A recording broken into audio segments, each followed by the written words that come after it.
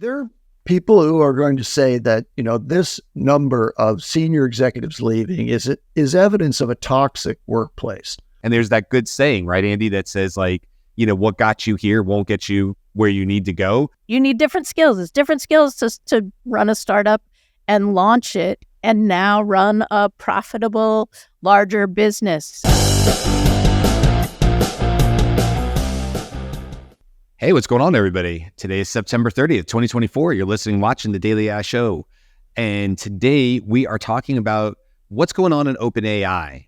There's been a lot in the news recently. Let me get my screen off here. There's been a lot in the news recently about OpenAI, not just about investing, not just about necessarily people leaving or what they're building. There's just a lot going on with the company. And what we want to really talk about today is like, hey, is this normal for like an extraordinarily not normal startup company like OpenAI? I mean, they're sort of in a class of their own. And to have that conversation to start off, it's me, I'm Brian, and we also have Andy. I think we'll also have Beth here in a little bit. But Andy, it's just us for now. And as you were saying right before we realized, we're like, hey, we can handle this, right? So this is sort of a big conversation. It's not just like, yeah, there's been a lot of news in the last week about their CTO leaving. And in fact, in our newsletter that we put out on Sunday, I talked about the 11 different people, I think it was 11, who had left in the last 12 months, let's say. And we know about some of the high profile ones. And then there's some names in there that maybe aren't as known to the public, like Ilya is, but they certainly are important there. So maybe that's where we start this conversation, Andy, is like, as much as OpenAI has sort of been a crazy story, in a lot of ways, they are a startup. In a lot of ways, they are a company that's morphing and going through transitions from their initial structure of being not-for-profit to something that is a direct competitor to Anthropic and xAI, and needing a corporate structure that probably better mimics that for investing and everything else. So let's just start the conversation there. In your opinion, Andy, like, is this really something to be worried about that people are leaving? Or this happens all the time, right? In business, is this really like people leave? People start and they reach their natural level, or they're burnt out, or they have families at home and they're working 70 hours a week, whatever. People leave all the time. So what's your take on that part of it? And then we'll expand into the other areas of OpenAI as well. Yeah, I think this does happen in startups, but there's special conditions that OpenAI has achieved that put it beyond the state of a startup. Right. This is actually a very large company now. So it has culturally probably some of the elements of a startup, but operationally, this is the market leader. It's the dominant player out there, and its valuation has skyrocketed to the level where it's just there's no way to contain it back at its nonprofit roots. It has to become a for-profit company. And so this exodus of individuals who were there at the beginning and some of whom joined early on in the process years ago now, mind you, OpenAI didn't suddenly start up and then flash in 2023. It has been around for a while. And it was seeded with some of the very brightest minds who wanted to be a part of a moonshot mission to get to artificial general intelligence. And now they've demonstrated to the world this extraordinary competence of a platform that can be accessed by hundreds of millions of people and deliver super intelligence that we only dreamed of years before in a commercial way. So what happens when there is the emergence of a huge market opportunity demonstrated by OpenAI, which was not really a commercial exploitation of a market originally in its conception?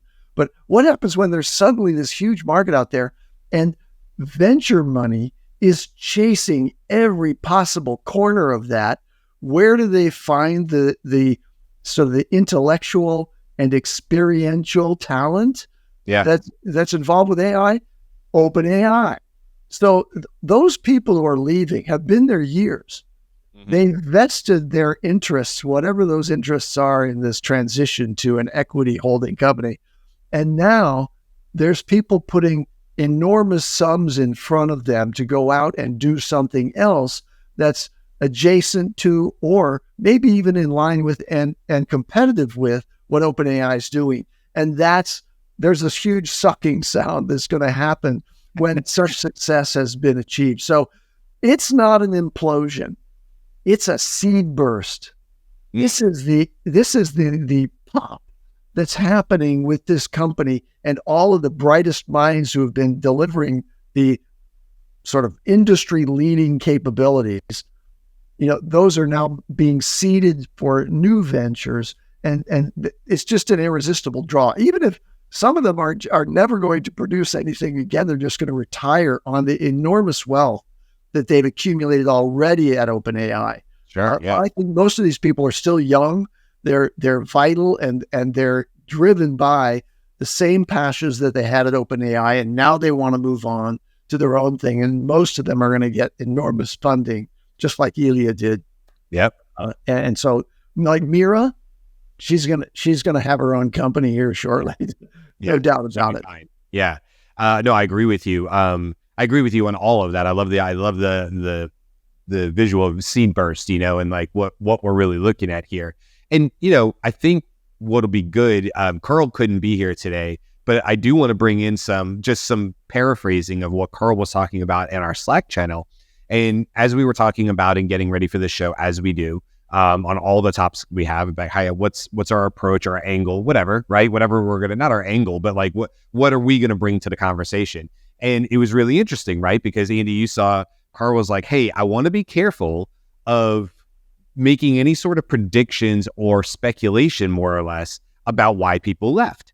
And then he brought up a story about his own personal backgrounds and business and stuff like that, and how some of that can be really damaging to businesses if speculation turns into news articles that turn into fact that hasn't been verified, right?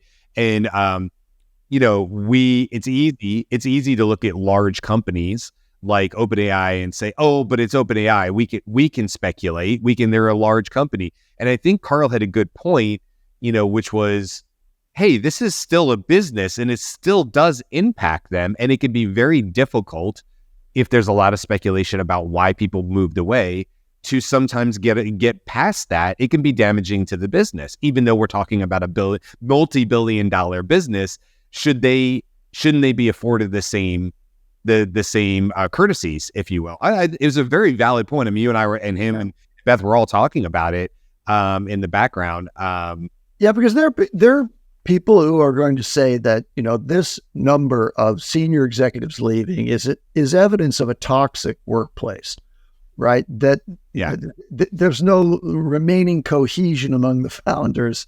Obviously, when so many of the founders have gone, I'm just going to say that in all my experience across decades in corporate and in startup world, I've never yet experienced one that was, enlightened to the end and didn't have any toxic elements.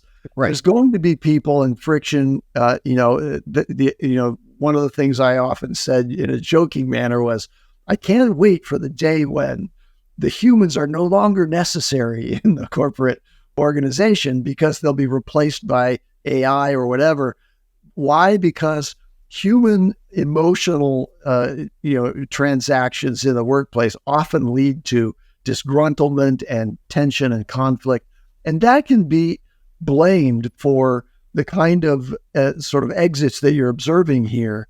But that's really speculation, but also unnecessary to speculate about it, because obviously there are some people who are not happy with what was happening within OpenAI's transition from their original sort of investment thesis into the sort of the Sam Altman era of let's go for the big shot here in the commercial world.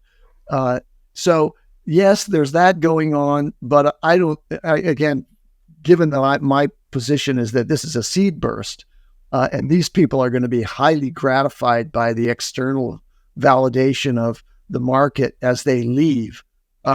I don't think that that's going to be the end story of this. It's not going to be like, oh, they really messed up and they collapsed. OpenAI is not on its road to collapse. it is still the market leader, and it seems to be making advancements, every month. But by the way, we have Beth has joined us, and I want to bring up 2 points today, Andy, and then Beth, I'd love to get your thoughts on this. By the way, Beth, we just sort of started with the there's so many different parts and pieces to OpenAI and investments. We're going to get all to that, to this funding and all, but we were just starting with the people. That's kind of where we started the conversation. But 2 things there, Andy. One, I tried to think of what I was going to say. One, now that just about a year, right, since the whole shakeup with Sam Altman and all that stuff, that's talked about a lot. Oh, the board wanted to throw Sam out. What we have to remember in that weird week period right around Thanksgiving was also the letter with 300 names or whatever the total now names of people who were said, we will walk. I mean, there was a period there where we wondered whether, for 24, 40 hours, what OpenAI would exist at all, because people said, if Sam isn't leading this, we will all go. And if you remember, there was a whole thing where basically Microsoft said, you all have a home here.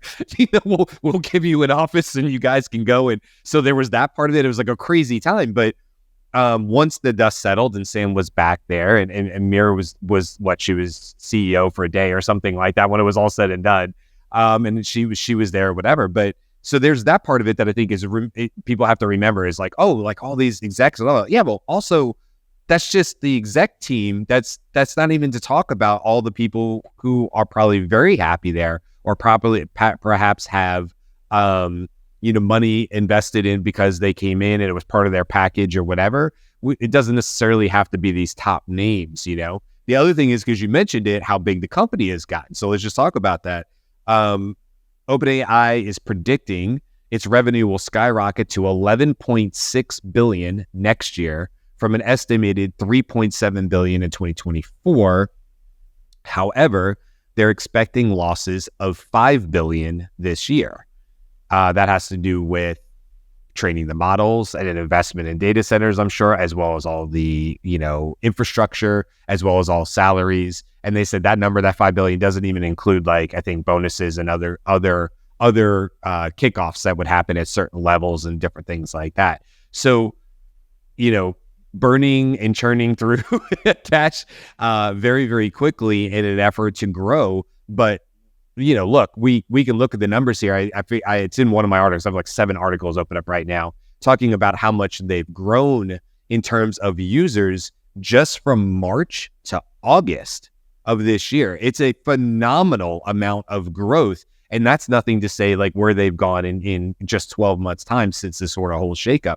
A lot of that has been attributed to them allowing, now you can go on and use like a free version of ChatGPT. You don't have to log in. That opened that up to a lot of other places. Other places around the world now are also able to use ChatGPT without necessarily barriers.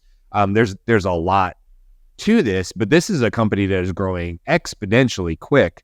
And, in a minute here, we can get into their current $6.5 billion round of funding or investing that they're talking about. We'll talk about where Apple is and everything else. But Beth, let me bring you in, since you're right at the top of the show. Just what I asked Andy at the top was, hey, in your opinion, and Andy said no, by the way. He said, I think this is a seed burst, not necessarily indicative of a problem. But in your opinion, is this anything anybody should be concerned about? The fact that we've, over the last 12 months, we've had, some high level executives walk out of Chat or OpenAI, or is this to be expected of any company that's in this weird, unique position that they're in? Aren't you going to have turnover? So what is your take on that as far as who's leaving, I guess?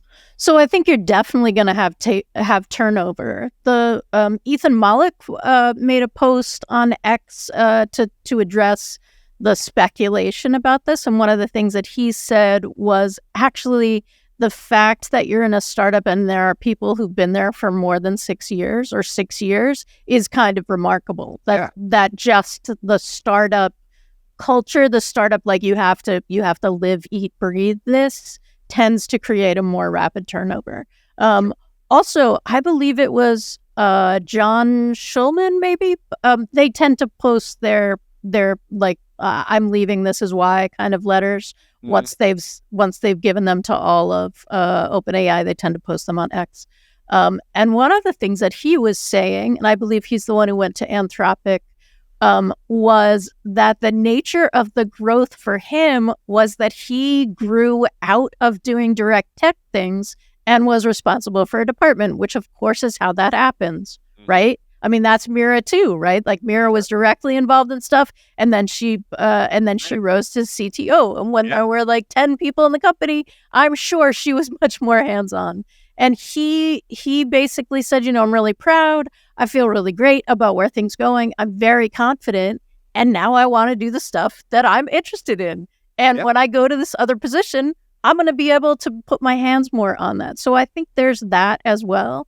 And you just need different kinds of people, right? You need different skills. It's different skills to run a startup and launch it and now run a profitable, larger business and that kind of stuff. And a bunch of this may just be people recognizing, like, I would rather do this over here because that's more suited to my personality. So I'm not worried about it.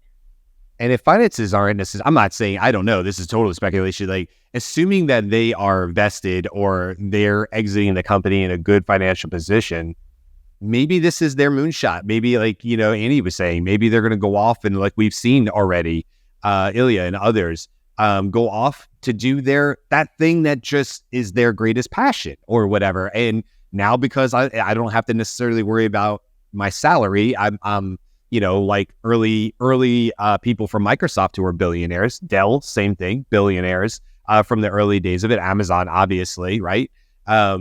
So maybe this is their opportunity to go and do something that's, like you said, their passion. Maybe this wasn't necessarily it. I mean, God knows we all get into jobs and businesses and we started places for all sorts of different reasons. These are still humans. And that's back to Andy's point about we could talk about how crazy and the story of OpenAI is. At the end of the day, these are people who still get up, still have families, still have partners, still have kids, still have other things going on. Maybe elderly parents, maybe parents that they're the direct, caretaker of, as you talked about, Beth. Life is happening outside of this company. And, whether they're having to put in 40 hours or 80 hours into it, it's not sustainable usually. And there's going to be churn. And there's that good saying, right, Andy, that says, like, what got you here won't get you where you need to go. That's a typical comment about business, or like what got you to 500,000 won't get you to 5 million in revenue, because typically you brought in people who are experts at that level. That's why, like, a CRO, a typical tenure of a CRO is something like 2 years. 2 years. That's normal, because they come in with an expertise from here to here. And then when it goes, well, we've attained that, assuming they did, how are we going to get to 5 million? Well, I've never worked through that, so I may no longer be the right person to shepherd us to 5 million. So what do? That CRO leaves. Another one comes in who has taken a previous company from 500,000 to 5 million or whatever. So, like, just this to me is normal. And although it makes a lot of news because OpenAI is always going to be in the limelight, I'm with you guys where there's just 1,000 different reasons why we might have this. And as they're moving, and this is something we could talk about, as they're moving into this different model, a business model for profit in 2025, there's people that obviously may choose, they maybe want to go back and work for just simply non-for-profits. What were you going to say, Beth? So I think it's interesting that you bring up Ilya, because I feel like Ilya is in a slightly different category in that we know that he left around the time of Sam's firing. And he did not release a statement about why, right? He released a statement that said, Sam has my full confidence or something like that around that time. But then his actions, when he was ready to do something, was to stand up a company that's devoted to safety, right? So that was what he was doing when he was at OpenAI. So we might be able to say that Ilya did have a little bit of a disagreement. There's certainly evidence that we could tease out from that, just from observable behavior of things that have happened. But that I think that isn't that he doesn't have confidence in OpenAI. I think it's that he has full confidence in OpenAI, and he would like this to be a little bit of a stronger situation. And outside of OpenAI, he has that ability, right? I want to bring in a comment that's in the chat right now from Justin, who said, "Wouldn't OpenAI employees have to sign an agreement preventing them from leaving and starting a competing project?" This is an interesting question because when they joined, they were in this nonprofit mode. I don't know that there would have been the same kind of non-compete agreement for that particular kind of entity as there would be for a startup that was planning to be a commercial, exit for its investors. But it might very well have contained a non-compete agreement, but those typically expire. And in California, also there's new sort of litigation and law that makes it very difficult to prevent someone from working in their area of expertise. So even if they've signed a non-compete agreement, the kind of money that's going to be put behind some of these major players from OpenAI to go after a market opportunity in AI, that kind of money is going to provide them with the legal defense and the protections, if you will. But it's also possible that those agreements included a term that said, okay, you can do this for 1 year, right? Because they're gentler. Those non-compete agreements have forcibly been reduced in terms of duration and also the clause that the hiring company puts into those people. Mm-hmm. So it could be that they're going to just be working on their, product plans and so on while they're taking a little bit of a hiatus for 1 year, and then boom, they come out from the woodwork. And so I think that the non-compete agreements are not an issue for a market with this much draw. I just want to add on to that. Number one, you already mentioned about California laws, a huge part of that, right? Because there's California laws against non-compete. And I was doing some research on the side because I was almost sure that there was a story thinking about Sam Altman apologizing for some older language in contracts because this actually came up. Now, this is what I found really quick. This is back from May of this year. It might be what I was thinking of. These are the key points. This was from CNBC. OpenAI on Thursday, again, this is May, backtracked on a controversial decision to, in effect, make former employees choose between signing a non-disparagement agreement that would never expire and keeping their vested equity in the company. Now, this isn't the same thing as non-compete. We're talking about a non-disparagement. This might be what I might be getting this confused, but I think there was a non-compete as well.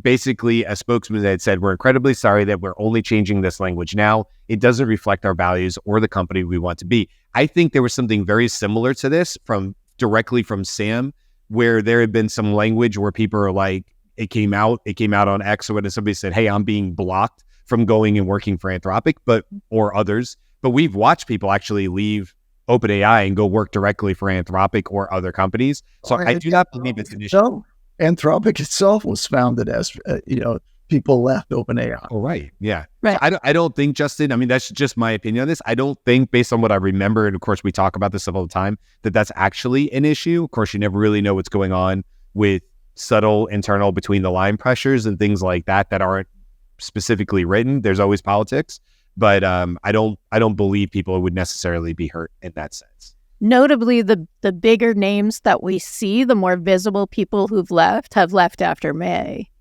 right? To go and do that. So that clause might have had a little bit of an effect on people being really public.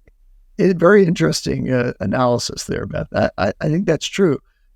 There's another interesting question here, which is, in the original form of organization that OpenAI chose, was there any equity? So many of these people may not have had the opportunity to participate. Now, I think that would have been corrected in the interest of retention.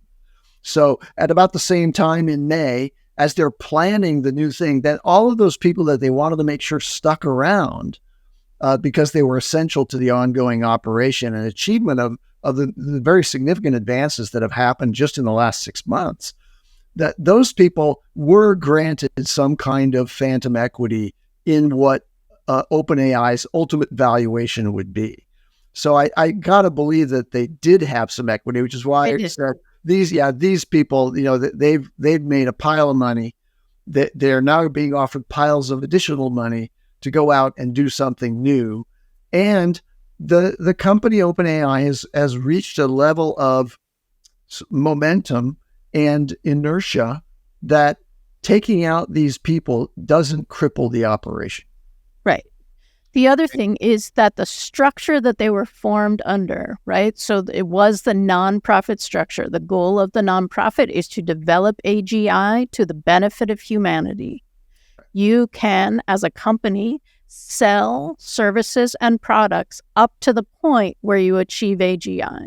And the other thing for me that would be an interesting court case is that part of that mission is that if they see that another company is closer to AGI than they are based on that mission, they go and offer help to the company, right?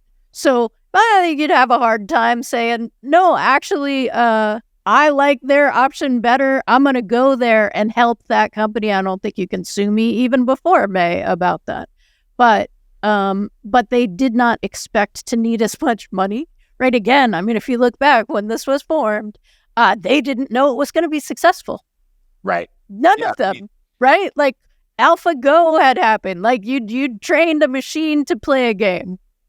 That's very different than training a machine to learn training software, training something to learn and then show its ability to generalize from those basic learnings of this is likely next, this is the most probable next, to the system that we have now.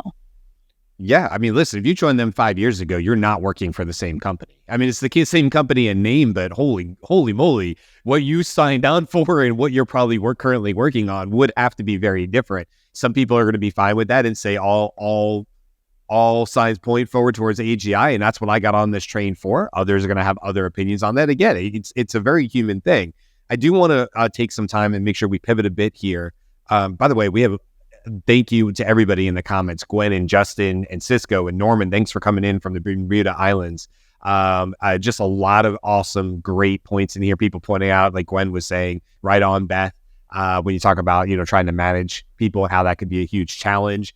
So great comments. And what we always love about the comment section on YouTube is people are those conversations are happening, not just comments to us per se as the co-host, but they're actually having conversations between each other. Always a great place to not only for us to learn, but also just love to see that conversation going. What I wanted to talk about really quick was, where is OpenAI? So they obviously, we've talked, Sam Altman has said in 2025, we're going to rework, we're going to restructure. Why? Well, one of the reasons is there is a profit cap for investors, which you can imagine makes it probably pretty hard to get future funding. Now, if they get this next round through of $6.5 billion, they will be valued at $150 billion in 2025. Now, going back to what we talked about earlier, because I just saw the numbers, I told you about their improvements. They have grown. In August, they had 100 and whatever it was million people in it, which was 1,700 times growth since the beginning of 2023. Now, remember, that's after the boom of ChatGPT 3.0 at that point, right? That had already happened at the beginning of 2023. They were the fastest people, to 100 million subscribers or something like that, right? In January, 1,700 times growth since the beginning of 2023. 150 billion valuation if this next round goes through. So they're currently working on this, but it is a lot of these investing companies, I think, these private firms and stuff, are looking and making sure that it's contingent on this. I know on one of them, I think Thrive Capital, they said they'd sort of sweetened the deal for them and said, if you invest now at 1.5 billion, whatever they're going to put into it, and the thing goes through next year, you'll be able to invest at a lower rate next year, right? Thrive Capital and all the people who are part of those funds obviously want to be part of this juggernaut, not just the employees, but all the investment. So there's a lot going on here. One of the stories that literally just came out was that Apple had actually backed out of being part of the investing. For a while, Apple was one of the companies, which would have been highly odd. Apple doesn't usually do this. I don't know what the stats are. I just know that it's unusual. And they didn't provide necessarily more information in that, but that Apple had backed out of the investing round, which made people curious. Hey, is that going to impact Apple, Siri on Apple still having ChatGPT functionality? And apparently those two things are not related in that sense. Apple was just talking about being part of the $6.5 billion investing funding round, and this other thing is this other thing as far as being on Apple devices. So just interesting. I don't know that it means anything. I don't think there's any doom and gloom to talk about, or like, oh my God, Apple backed out. They're just not part of this investment round. And that's not to say that they won't necessarily be in the future. So I just wanted to get your guys' perspectives on this $6.5 billion investment round that's going on, $150 billion projected valuation in 2025.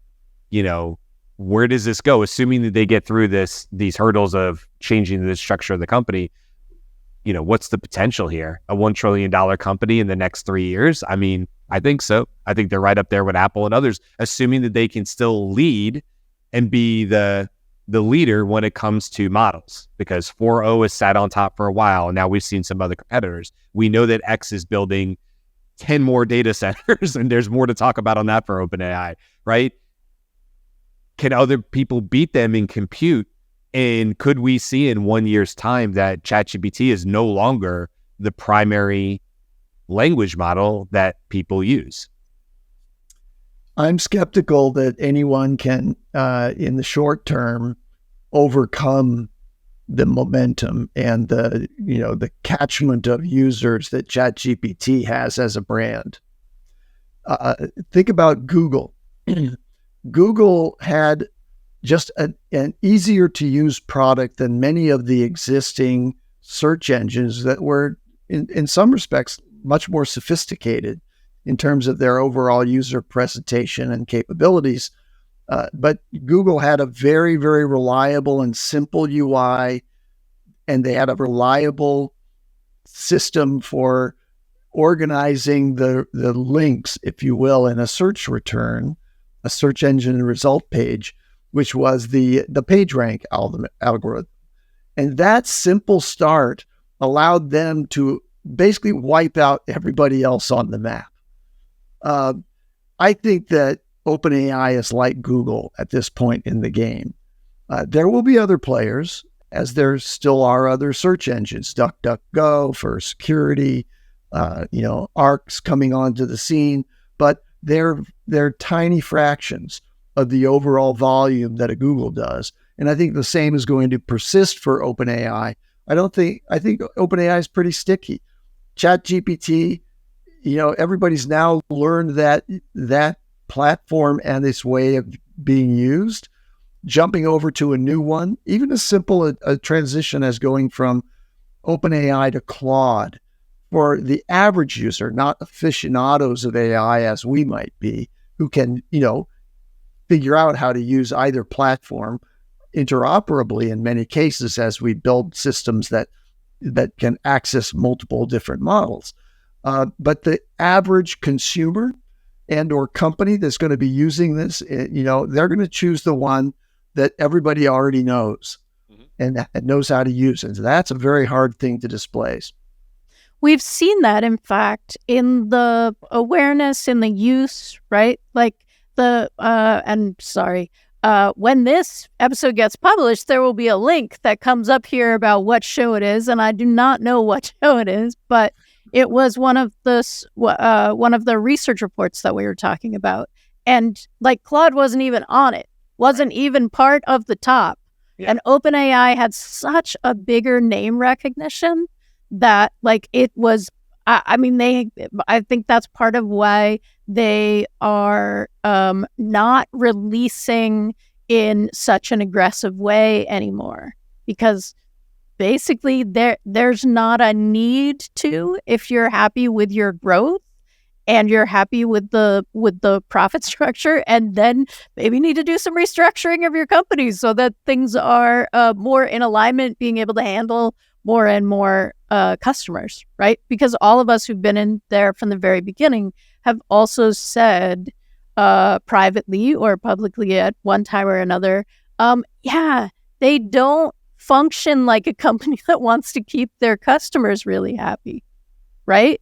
They don't function like that is the most important thing. And it's not. They function like a company that wants to create AGI, right?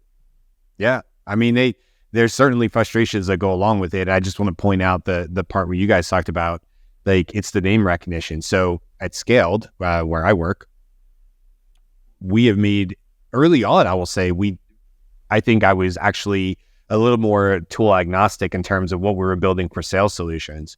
However, we scaled that back, no pun intended. We scaled that back to just deploying what turned out to be custom GPTs in OpenAI. And the reason was simply that as we did enough polling of our target audience, which are going to be CROs and sales teams, that's what Scale Consulting does, is a sales consulting team, of which I am the AI strategist at it, but that's what we do. So we talk to sales teams all the time. And it became very, very apparent that not only was there really no idea what Claude or Anthropic was, and maybe a Google Gemini or something like that, and Copilot, because Copilot inundates us with emails about 365.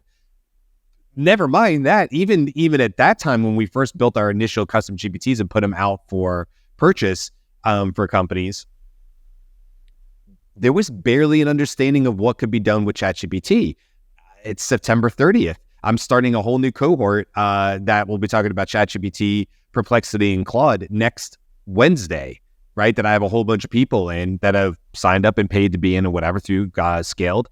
And the whole reason for that is that, hey, it's important if you're in sales, it's important if you're in this industry to know a little bit about these other tools. But without a doubt, it's ChatGPT. That's where the name recognition is. It's OpenAI because of this stuff. All the stuff we're talking about today, the reason we're even having this conversation.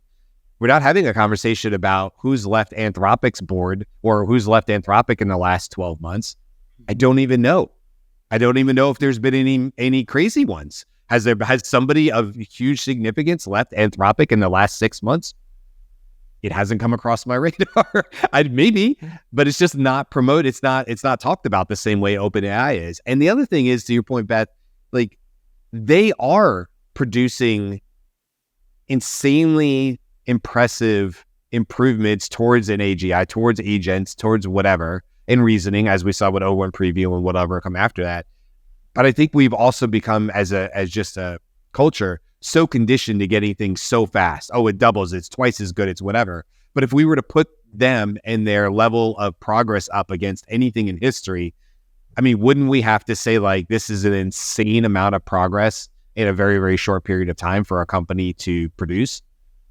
I would think so.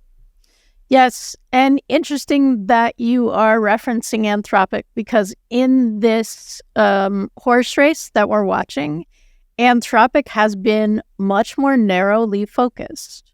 Anthropic did not add a web search, right? Go search your stuff and bring it to Anthropic. It is not doing that for you. Anthropic does not have a voice interface right now. Like, there are very specific things that Anthropic is focused on, and it is not right now getting distracted in the same kind of way. Although I love the distractions, definitely distract me. Keep doing it, OpenAI. Super excited about the distractions. But the other thing is that Andy said people left OpenAI to form Anthropic. And the main idea was that they were early in all you need is more. Right? All you need is attention.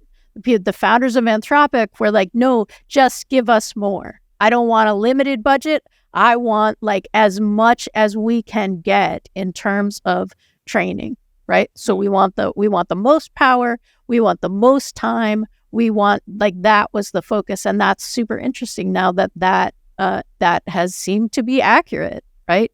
And now everybody is much more vocal about that's the goal too. That's a good point. Yeah, let's not forget, Anthropic was built differently. It has a constitution. It's just fundamentally, it's a different type of model, and how it was trained. It was trained through a constitution, not necessarily through human reinforcement feedback loops. So just a different beast.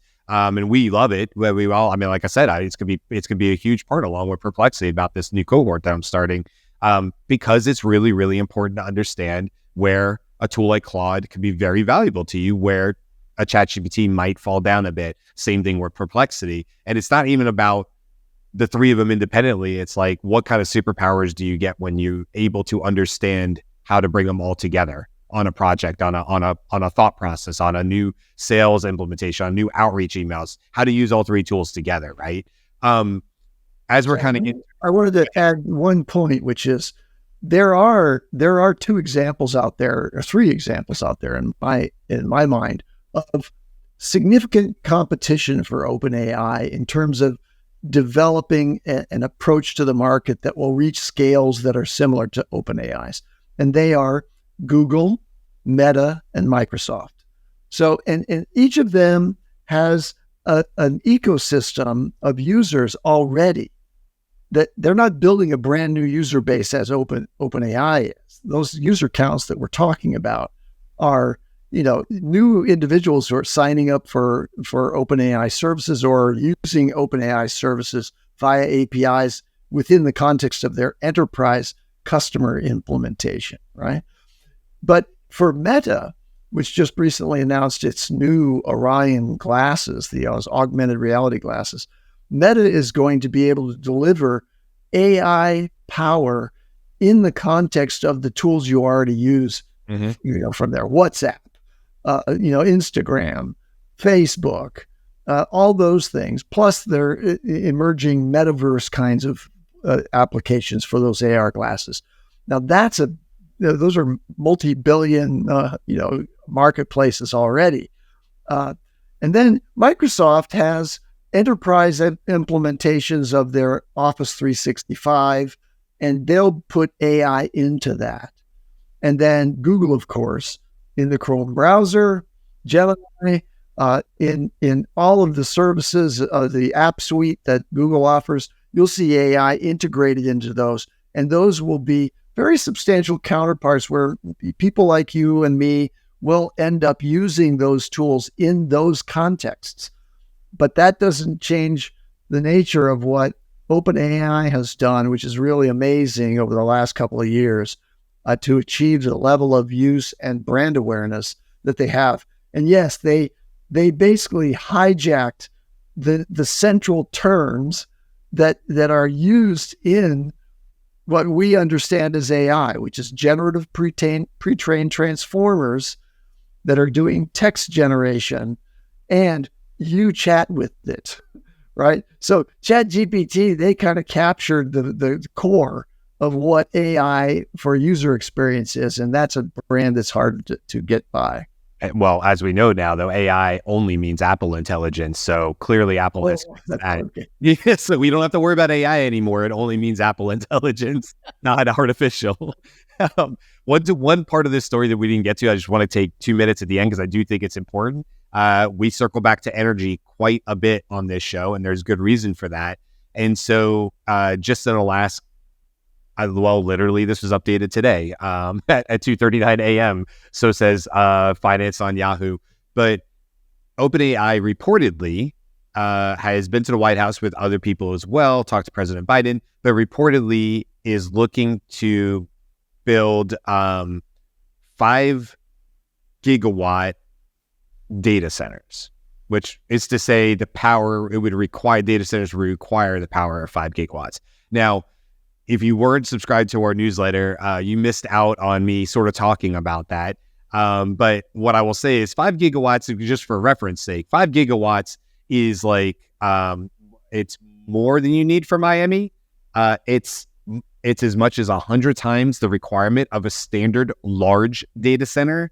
So it's 1% of global electricity consumption. Like, it's not a tiny number is what I'm trying to say. And so we've heard these moonshots before for Sam Altman.